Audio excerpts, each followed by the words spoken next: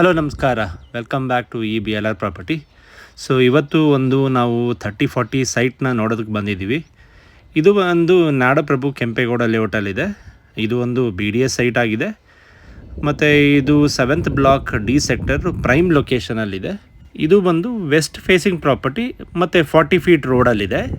ಇದು biggest advantage. ಸಾಮಾನ್ಯ 30-40 sites ಎಲ್ಲ ನಿಮಗೆ 40 ಫೀಟ್ ರೋಡಲ್ಲಿರಲ್ಲ. ಇದು ಒಂದು ರೇರೆಸ್ಟ್ ಪ್ರಾಪರ್ಟಿ ಅಂತ ಹೇಳ್ಬೋದು. 30-40 ನಿವೇಶನ ಈ ಥರ ಡೈಮೆನ್ಷನ್ ಪ್ರಾಪರ್ಟಿ ಬಂದು ನಿಮಗೆ 40 ಅಡಿ ರೋಡಲ್ಲಿರಲ್ಲ. ಸೈಟ್ ನಂಬರ್ ಬಂದು 1819 ಇದೆ.